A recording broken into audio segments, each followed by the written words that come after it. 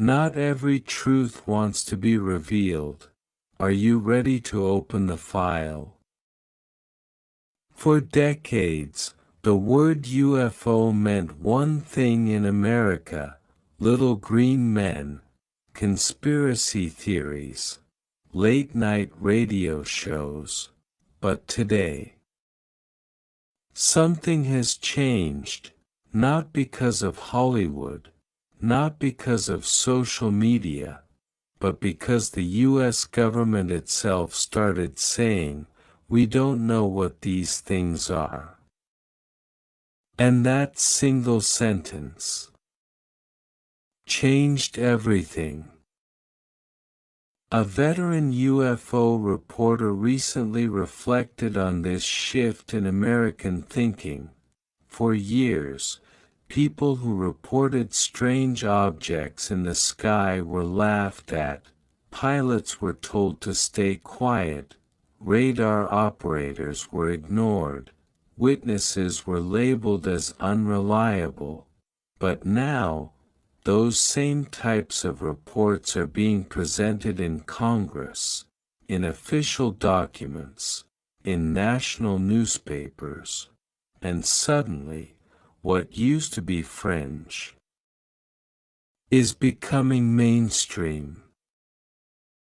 In the Cold War era, UFO sightings were often blamed on secret weapons or enemy aircraft.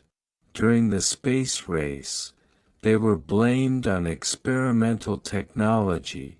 Later, they were blamed on hoaxes or mass hysteria.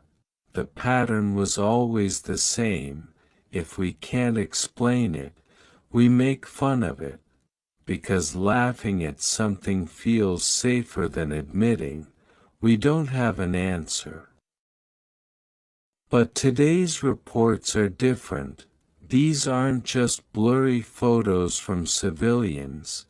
They come from trained pilots, military radar systems, infrared cameras, multiple sensors at once, and when experts say, "We can't identify this," that carries weight. The reporter argues that American belief isn't really about aliens, it's about trust. People don't suddenly believe in visitors from another world. They believe something else instead, that the government might not fully understand what's in our skies.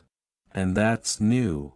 For generations, Americans assumed, if it flies in U.S. airspace, someone is in control.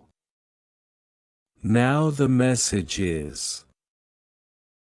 The reporter argues that American belief isn't really about aliens, it's about trust.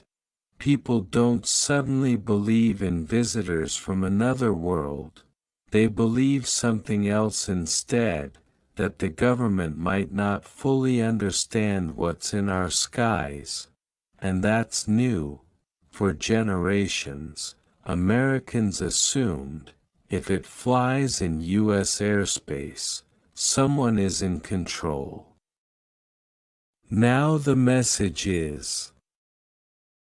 The article also points out something uncomfortable. We trained ourselves not to take this seriously. Movies told us UFOs meant invasion.